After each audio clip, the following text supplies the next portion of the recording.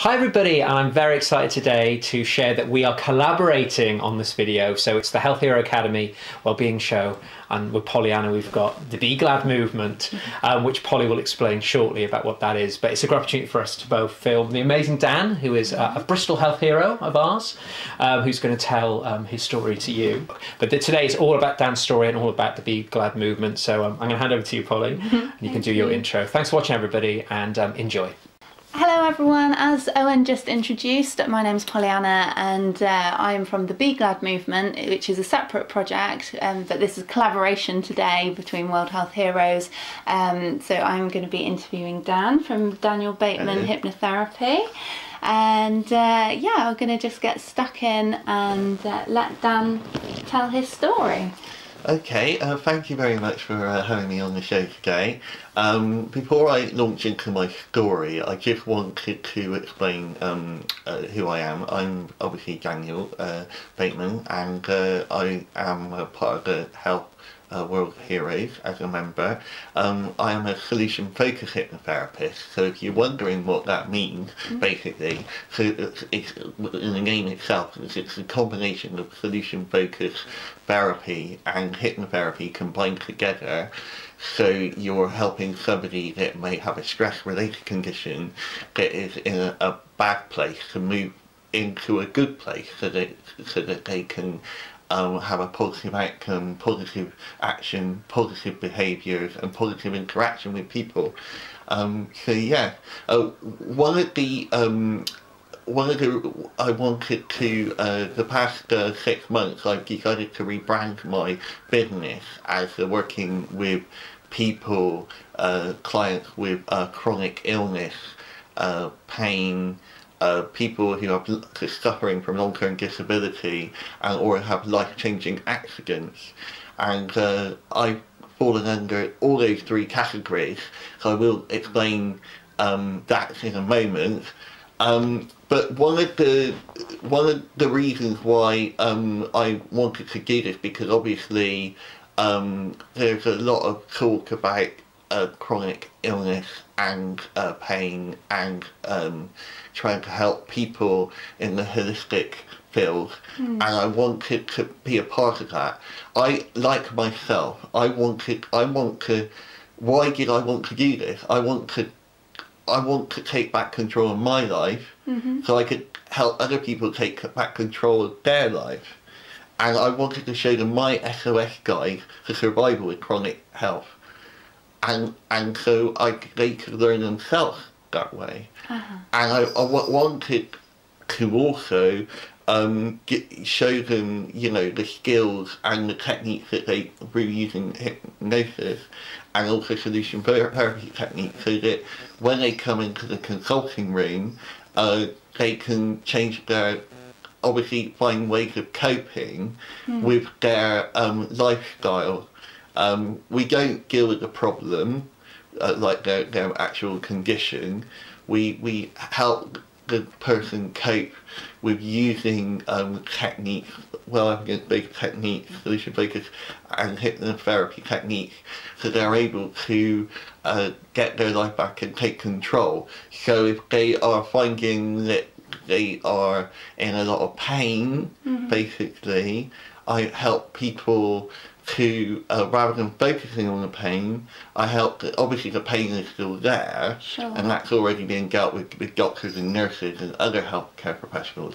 But my point of view as a therapy coach is to help that person to focus on the things that they can change in their life, like maybe go for a spa, maybe read a book, maybe do a course that they want to do, maybe even join the World Health Heroes as a member even. So you're going to ask me, well, why did I choose to go down this route? You're clearly very passionate about it, so what was your prompt? Cut a long story short, basically when I was born I had congenital issues. I had glaucoma, and I lost the sight in my right eye, and I ended up with an artificial eye. But don't worry, I'm not going to take my eyeball out again. I kind of want you to now. And then the other eye only ended up with 20% vision, so obviously that affected my vision, really affected me, and my hearing they found that my hearing was, I had no middle ear bones, obviously, and I had deformed cochlears within my ears. So my sensory health with my vision and my hearing was very poor. And that obviously, at the same time, I had problems, had a deformed jaw as well, which affected the way that I look as well. And so the combination of my hearing and sight problems and problems with my teeth, my speech, and also it was more, obviously, more prevalent back then, but now obviously I've improved through speech therapy. But all those issues affected my mental health, basically, psychologically and emotionally.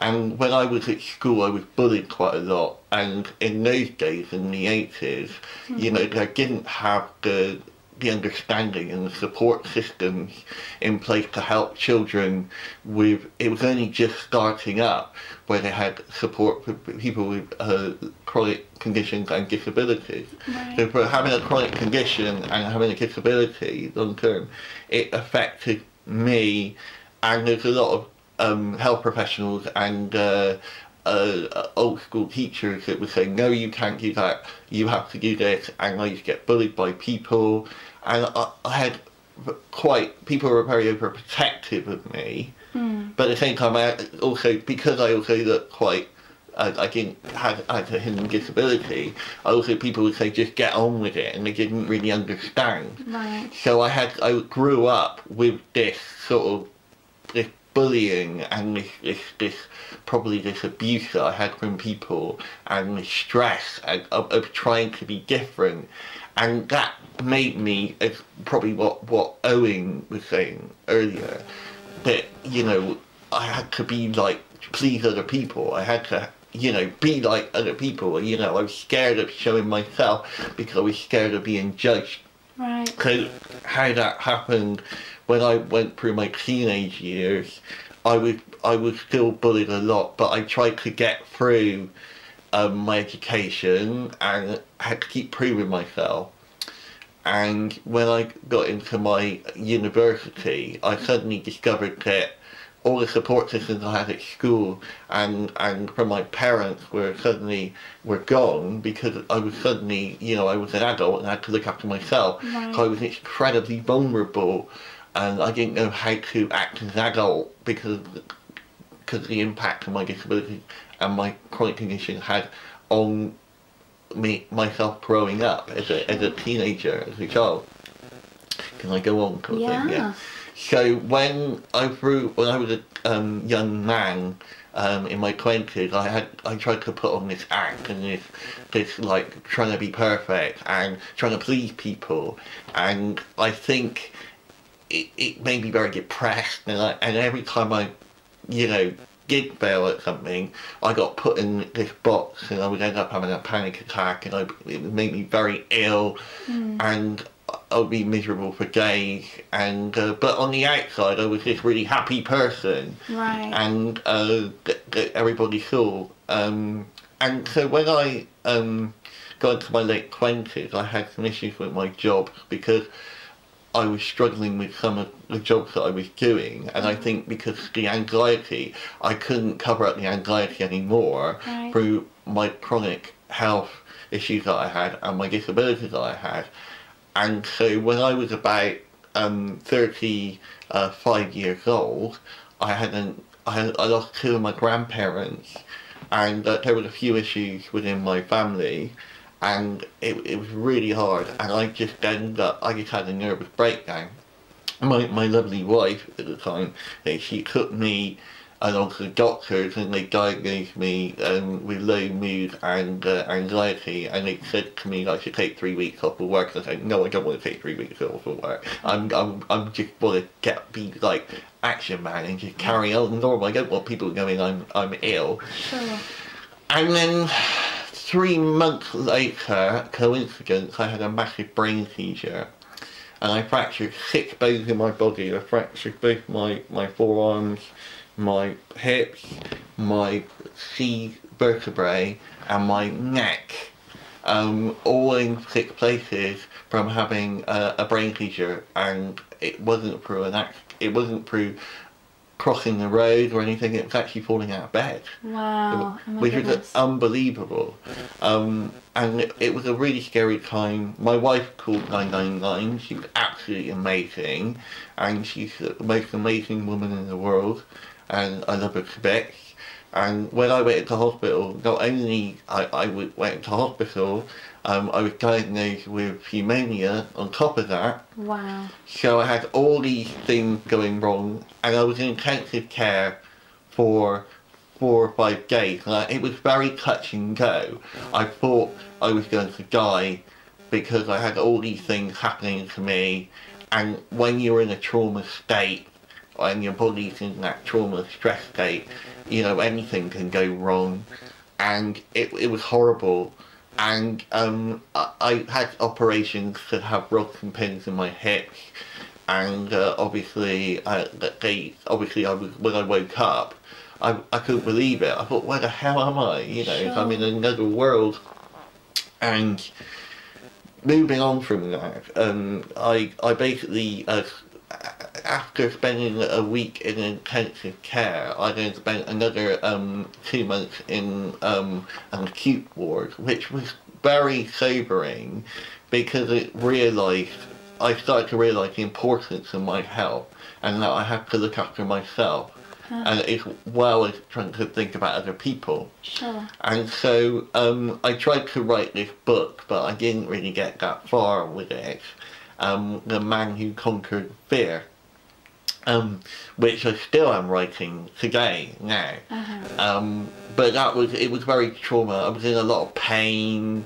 I was stuck in a hospital bed for weeks, and it was horrible, really. And you know, when I couldn't have physiotherapy or occupational therapy because my bones were not healed.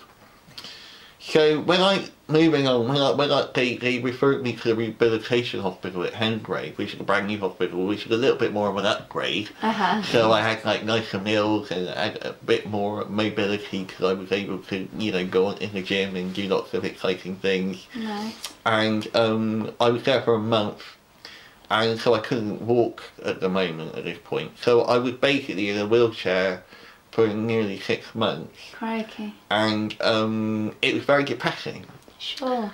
And all I could see, when I went home, I could see 4 walls. I just felt like I was at my lowest of my lowest. I thought, oh, what's going on here? And I was looking at 4 walls. And then one day, I decided to come up with an idea of using playing the piano. Okay. And so I asked somebody to buy me a keyboard. So when I got the keyboard, I thought, well, I need to find one positive thing about my week. And this is where the hypnotherapy comes in, because at the time, I didn't realise I was practising hypnotherapy myself because I didn't know anything about hypnotherapy from my own recovery. So I basically, what I did was I basically questioned and reflected on something that was good about my week. Right. And I thought, well, there isn't very much, but I had a cup of tea. I thought, well, that's something, isn't it? Yeah. And then I said, right, what can I do that's positive? So I said, okay, I'm going to play the piano. I'm going to learn to play because I can't get around very well. And my wife was looking after me, you know, hand, foot and finger, and she was amazing. And so I then, afterwards, when I was able to then think positive thoughts, it then changed from a negative emotional mindset to more a positive mindset. And it enabled me to relax, rewind and focus. So it helped me rewind and relax. And when I was able to rewind and relax, I was then able to focus on more solutions in my life that I wanted to do. The next thing was to be able to leave the house and go on crutches. The next thing was to go to work, go back to work. The next thing was to go out with my mates to the pub. And the next thing was to basically go upstairs again, which took a while. The next thing was to be able to join a choir, you know, and then and hypnotherapy and so on, and Health World Heroes, and which is very inspirational. And when I did when I then focused on the solution, that enabled me to achieve all those things. But at the time, I didn't realise that this was the pattern of training within hypnotherapy. Because at the time, I thought, I wanted to be a counsellor or be trained to be a psychologist or something. I didn't know what I wanted to do, but I didn't want to spend like years at university because I've already got 3 degrees. So I thought, I went along, I saw this course called hypnotherapy, solution focused. I thought, I like the name of that, solution focused hypnotherapy. I went along to the interviewer. It was a nice friendly place called Consistent Practice. And there was a guy who interviewed me called David Newton, and he is absolutely amazing, very positive man. And he had these 2 dogs. And they were very cute and geek, and I just felt really calm, and he was very like, yes, you can do that. We want you to do that. We want you to take back control of your life, and you can help other people too through your experiences. And I thought that was amazing, and as a result, I did the training first before I had hypnotherapy, which I have to say, honestly. So when I did the training to become a hypnotherapist, I then experienced what it was like to have hypnotherapy during my training, and as a result, it did change my life. But I still have the issues, and I'm still human, and this is why not only I still have hypnotherapy, but I do help other people with their, obviously, to find their own solutions at what they want to achieve in their life by using hypnotherapy or mindfulness. But I also think it's very important to still see a medical practitioner or a counsellor or somebody to talk about these things, because it's all very well being really, really, really, really positive, but I've learned from my own experience that you need to obviously acknowledge in a positive way that you need help, like what Owen was mentioning earlier, and that's really important. And making sure that for you, if you are trying to be positive all the time, it's like having a tree and cutting off the branches, or covering a person in makeup. It doesn't actually solve the problem. Where actually when I was able to talk to somebody about it and be open about it, in a positive way. It doesn't necessarily have to be in a negative way, but in a positive way. It enabled me not only to open up, but it enabled me then to follow the steps to think positively. And this is what I want to give back to people, to help people that have had chronic illnesses, to help people with long-term disability, to help people who have had life-changing accidents. And I know people that are still going through that today, and I still have to resort to counselling to help me deal with those gremlins. But at the same time, when I'm doing that, I can still be positive and move on and change my life around. Sure. I love that when you were pretty much bedridden, and a lot of people might have thought that there was nothing they could do, that you had the idea to have a keyboard delivered. Yeah, well, I had it at home. Yeah, so that you could then make baby sort of small achievements to build your confidence and build your sense of well-being. So that's a very solution-focused way of dealing with the situation. It's quite interesting because, like, when I have clients that come into the room, they have different conditions, obviously, and stress-related conditions, and you ask them the question, what is good about your week? Because they're still stuck in the primitive emotional mind, which is a primitive brain, they're very much in stress mode. So many clients can't think of what's good about their week. Sure. They find it difficult, so you have to keep prompting them. And they assume, and this is written in my blog, on my Facebook page, which is on Bateman Hypnotherapy if you type it in, but they have, people will say, I'll say, what is good about your week? And they want something to be like, I meet an amazing man, or I'm gonna get a massive house, or I'm gonna have this amazing job, or I'm gonna be cured from all of this.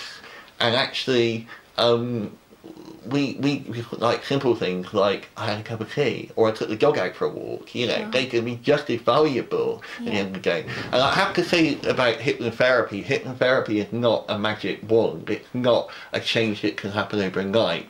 It can only work if the person wants it to work and they're ready to work. If they're still stuck within their issues, then I always signpost them back to a counsellor or their GP because it's ethical to do so. But if they are ready to move on and they want to make that change, they want to take that step forward to making changes to their lifestyle positively, then, you know, solution-focused hypnotherapy will work. And I'm delivering talks. What I am doing, which is a little bit different to other hypnotherapists, where you have an initial consultation and then you have a batch of sessions, I'm inviting people to free talks. And they will be basically practice rooms, which is in Westbury-on-Trim, but I will also go in Coffin and in Southville and other Clifton and other parts of Bristol. There's also Bath as well. There's a group of practice rooms that are part of the same organisation.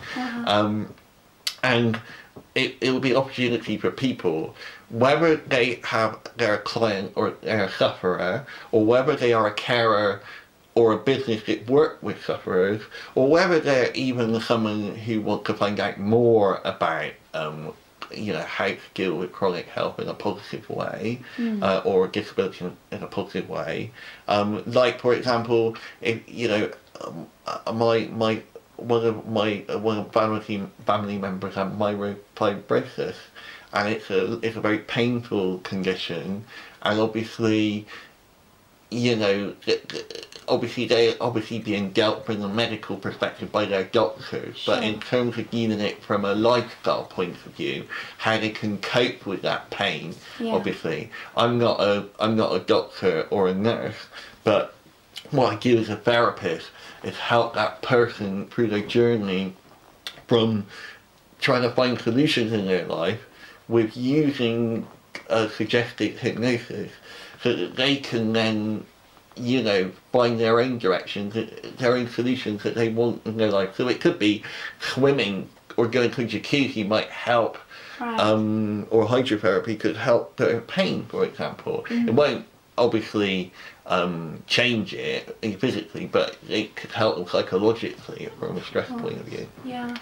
So it also, if carers come along, and I want them to be part of it as well, because they might not need hypnotherapy, but what I could do is I could invite them to one of my discovery lifestyle sessions, which is basically initial consultation, what I call it. I just changed the name because it's just fancy.